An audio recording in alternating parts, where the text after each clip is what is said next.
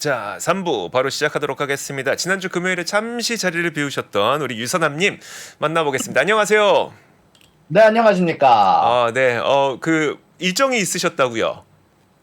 네, 제가 출장을 갔다 오는 바람에 아, 이번 금요일날 참여하지 못했지만 금요일날 다행히 뉴스가 별로 없었다라는 얘기를 들어서 다행이었던 것 같습니다. 그러니까 저희 방송 보시는 분들이 당연히 유튜버인 줄 아시겠지만 본업이 있으신 거잖아요, 그렇죠?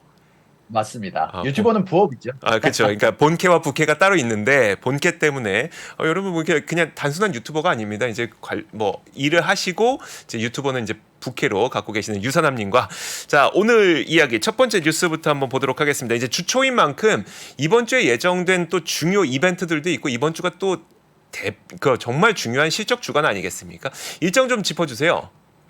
네, 맞습니다. 일단 이번 주는 기본적으로 저번 주가 굉장히 잠잠한 주가 될 거라고 이야기했던 것과는 다르게 이번 주는 굉장히 변동성이 높은 뉴스들이 많이 예정되어 있는데요. 오늘 같은 경우는 나스닥 리밸런싱이 이제 나올 예정이고요. 이거에 관해서 조금 더 얘기를 해드리겠지만 일단은 오늘 장 개장과 동시에 관련해서 시작될 예정이고요. 그리고 제조업 구매관리자 지수, 서비스 구매관리자 지수가 발표가 될 텐데 제조업 구매관리자 지수는 최근 계속해서 안 좋은 모습을 보여주면서 제조업에서는 경기 침체가, 서비스 관련해서는 높게 나와주면서 구매관리자 지수가 인플레이션 우려로 넘어가는 경우가 굉장히 많은데 이게 오늘 발표가 되는 만큼 좀 주의 깊게 봐야 될 것 같고요. 화요일 날 같은 경우는 주요 스케줄들은 없지만 사실 어닝 관련해서 어마어마하게 중요한 뉴스가 나오는 날이 이번 주 내내 계속 나올 것 같다는 얘기 미리 드리고요. 수요일이 가장 중요한 날입니다. 수요일 날 같은 경우는 일단 주택 관련한 지표들이 건축 허가, 주택 착공, 신규 주택 판매 등등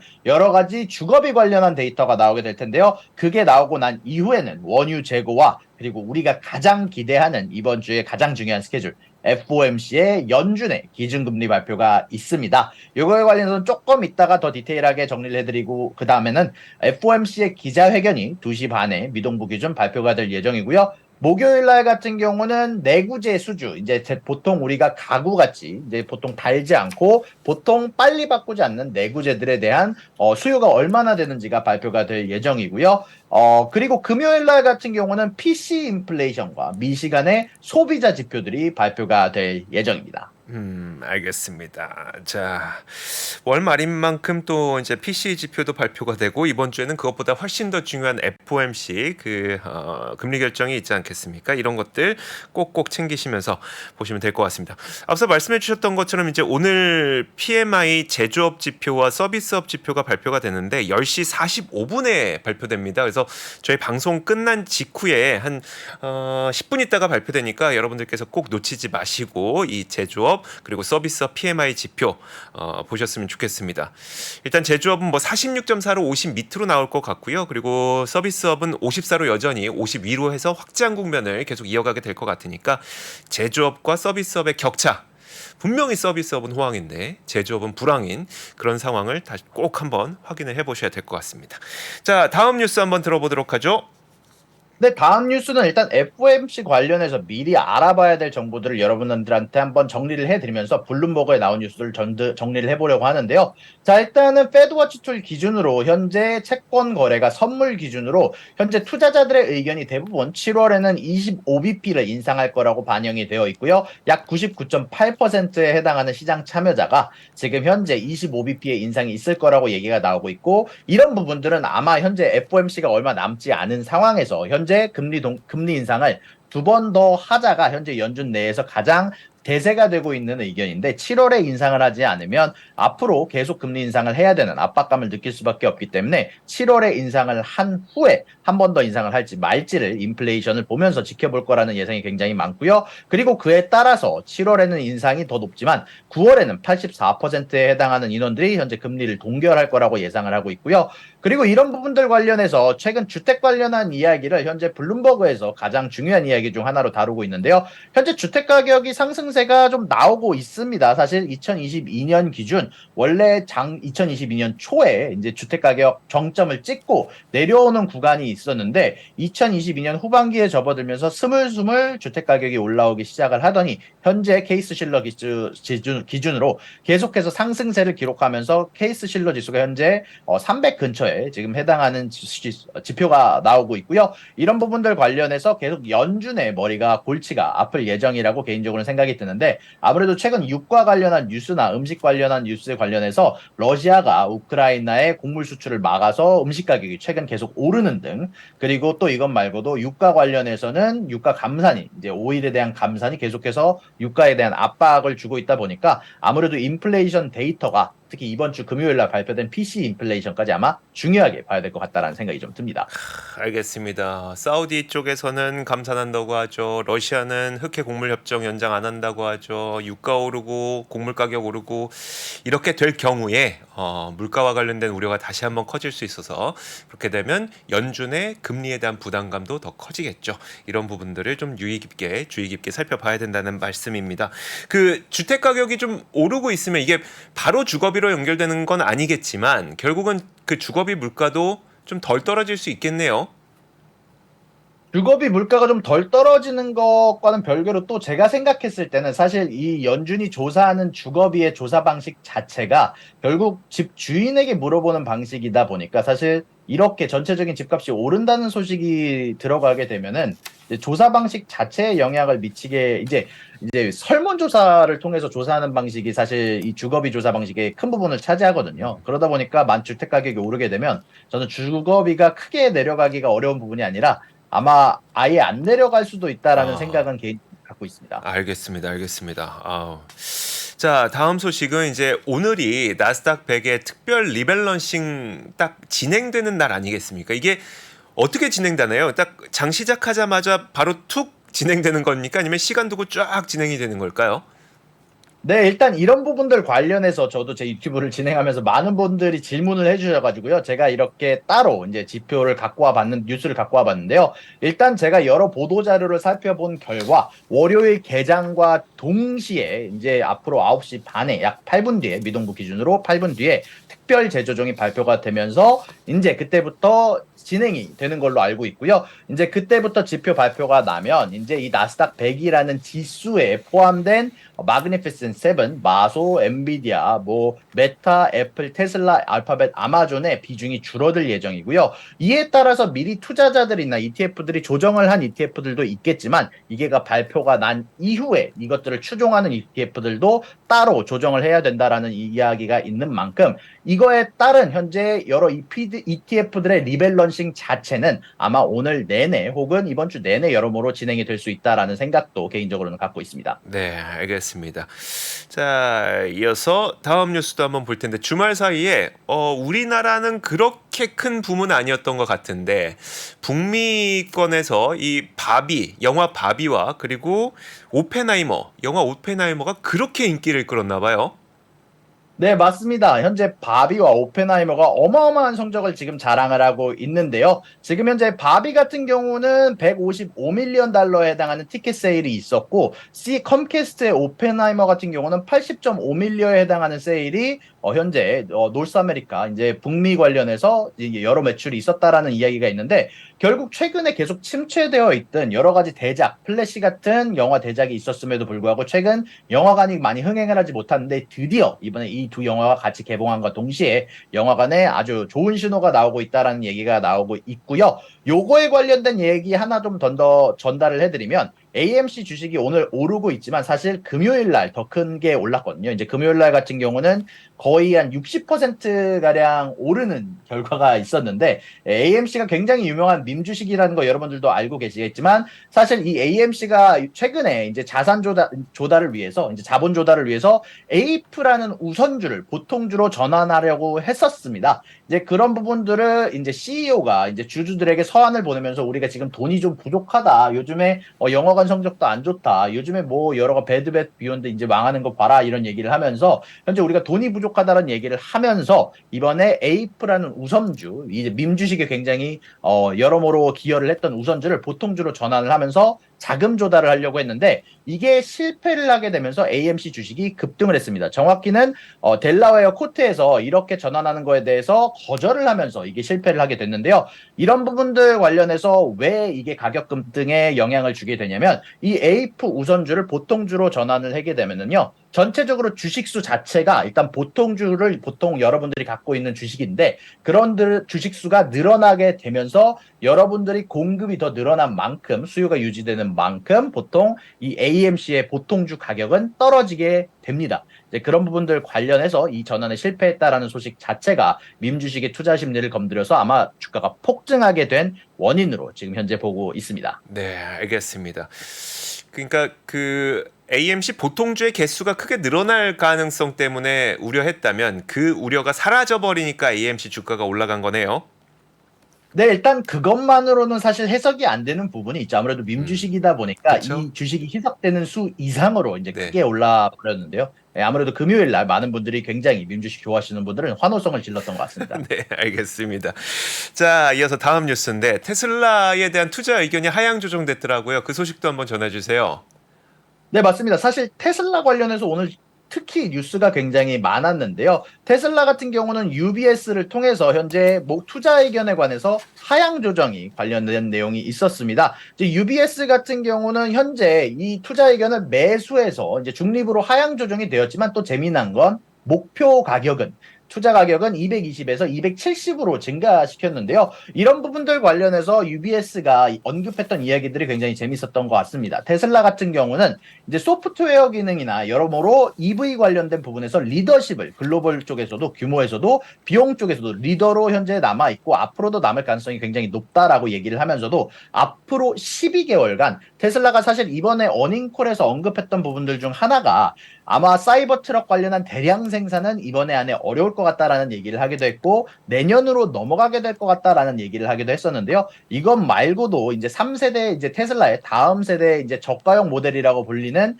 자동차 자체도 아무래도 12개월 내 출시가 어려울 것으로 예상이 되면서 이런 부분 관련해서 12개월 내 의미 있는 신차 출시로 인한 대량 생산을 통해서 의미 있는 매출 상승은 어렵다고 판단한 UBS에서 투자 의견을 다운그레이드 했다는 얘기가 있었고요. 또 요거 말고도 재미난 건 이번에 일론 머스크가 트위터의 로고를 X 로고로 바꾼다라고 얘기를 합니다. 이제 천천히 트위터라는 회사에서 이제 지주회사 X로 바꾸려는 움직임이 나오고 있다라는 얘기가 보도가 되고 있는데요. 이제 더 이상 트위터의 파랑새 로고는 이제 보기 힘들 예정이고요. 그리고 또 재미난 건 테슬라가 사실 이번에 어닝콜에서 언급했던 부분이 금리가 너무 높다. 우리가 자동차 가격을 내리든지 아니면 다른 방법을 준비해야 된다라는 얘기가 있었는데 테슬라 관련한 대출을 84개월 론으로 원래는 6년이 이제 론 대출 관련한 최대치였는데 이걸 7년으로 늘려주면서 매달 내는 비용 관련해서 줄여주는 효과가 있는 방식을 채택하게 되는 그런 발표가 있었다고 이야기가 나오고 있습니다. 네, 알겠습니다. 이제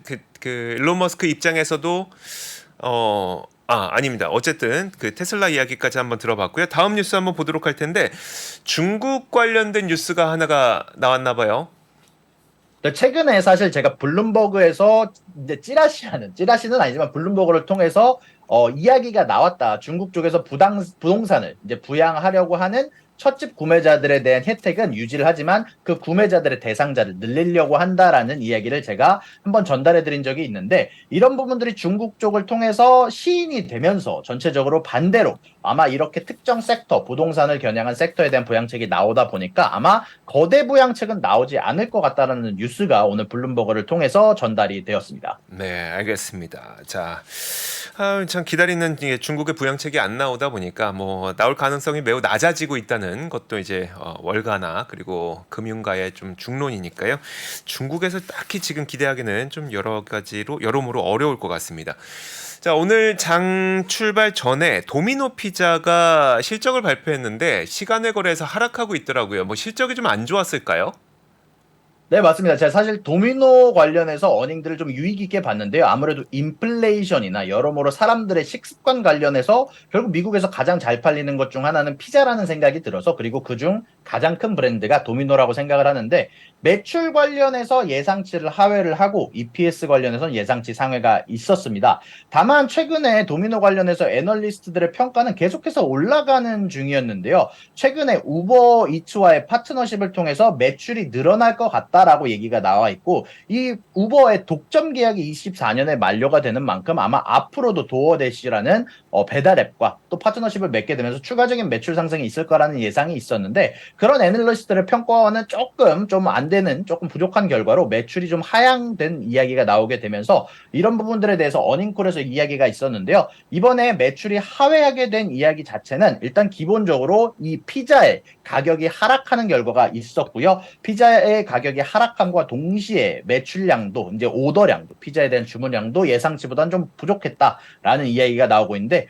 반대로 이제 EPS가 혹은 마진율이 오르게 된 계기는 최근에 치즈값이나 여러 음식 관련한 가격들이 떨어지게 되면서 전체적으로 원자재 가격의 하락으로 인해서 수익률이 늘어나게 됐다라는 이야기가 있었고요. 반대로 매출은 이런 부분들 관련해서 피자 가격이 내려가게 되면서 음식 가격이 내려가게 되면서 최근에 악재로 작용하게 됐다라는 이야기가 나왔습니다. 네, 알겠습니다. 도미노 피자 실적까지 한번 살펴봤고요. 우리가 이야기를 나누는 와중에 10시 30분이 지났습니다.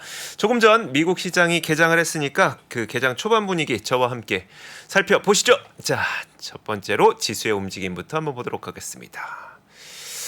자, 오늘은 제가 이제 이따가 오프닝 때 잠시 말씀드렸던 그 바벤하이머 다시 한번 얘기 드릴 텐데 일단 지수의 움직임부터 보시죠. 자, 3대 지수 모두 상승으로 출발했습니다. 나스닥이 0.4, 그 다음에 다우가 0.15, 그리고 S&P 500이 0.3% 정도 상승한 채 출발을 하고 있습니다. 시장 전반적인 움직임을 한번 살펴보면요.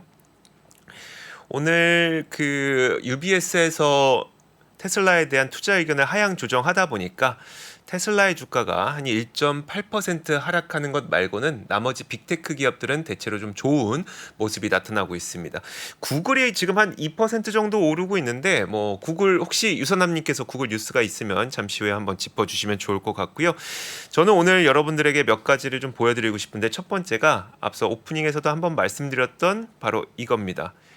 이 바벤하이머 열풍. 뭐 바벤하이머가 참 이게 그 제가 관련 기업들이 좀 여러 개가 있어서 이걸 좀 보여드리고 싶은 건데 영화 바비 그리고 영화 오펜하이머 이게 미국 시장에서는 이제 주말 동안 동시에 개봉을 했습니다. 7월 21일에 그리고 저도 이제 그 인스타그램 찾아가 봤더니 리시 수낙 영국 총리 있잖아요. 가족들하고 같이 바비 봤더라고요. 그러면서 밑에다 해시태그로 바벤하이머 이렇게 써놨는데 정말 이게 여러모로 참 막 밈이 만들어지면서 많은 인기를 끌고 있거든요. 자, 관련된 기업들이 뭐가 있을지 제가 하나씩 한번 보여드리면 일단 바비는 마텔사가 그 IP 지적재산권을 갖고 있죠. 마텔사가 바비 인형으로 상당히 유명한 그 장난감 기업이고 자 그래서 이 마텔사는 사실 좀 이번에 수혜를 좀 볼 수 있을 것 같아요. 그러니까 1.2% 정도 지금 올라가고 있는데 왜냐하면 일단 IP를 갖고 있기 때문에 바비 인형이 팔렸을 때 마텔사의 수익이 좋아지는 것뿐만 아니라 지금 밈들이 여러 가지가 만들어지면서 실제로 인스타그램에 바비 옷을 입고 바비 뭐 치장을 하고 그러면서 이제 사진 찍는 분들이 굉장히 많거든요. 근데 어쨌든 IP를 마텔이 갖고 있기 때문에 그런 굿즈를 만들게 됐을 때에도 그리고 그런 굿즈를 사게 됐을 때에도 분명히 이제 마텔사의 직접적인 수익으로 좀 연결될 가능성이 있어서 바비의 흥행은 아마 마텔에게 좀 직접적인 수익이 되지 않을까라는 생각을 갖고 있습니다. 자, 다음으로 볼 수 있는 기업은 그러면 이 바비를 배급하는 배급사는 어디냐? 배급사가 또 있겠죠. 워너브라더스 픽처스입니다. 워너브라더스 픽처스는 워너브로스 디스커버리라는 이름의 기업인데 여러분들 그 뭐 이런 기업들이 영화 하나 잘 된다고 주가가 막 올라가거나 그러지는 않습니다. 그건 참고로 아시면 좋을 것 같은데 어쨌든 오늘 0.31% 정도 올라가고 있습니다. 굉장히 인기를 끌고 있다는 걸 한번 보여드린 거고요. 오펜하이머 한번 보도록 하죠. 오펜하이머는 여러분들 아시겠지만 그 원자폭탄의 아버지라고 부르는 핵 물리학자 오펜하이머의 이야기를 담은 거죠. 크리스토퍼 놀란 감독입니다. 그 배트맨 또 뭐 있죠? 저는 배트맨을 굉장히 좋아해서 자 배트맨의 크리스토퍼 놀란 감독의 작품이고요. 배급사가 유니버설 스튜디오인데 유니버설 스튜디오는 바로 상장되어 있지 않고 CMCSA 컴캐스트의 자회사가 영화 사업부가 유니버셜 스튜디오입니다. 그래서 이것도 마찬가지예요.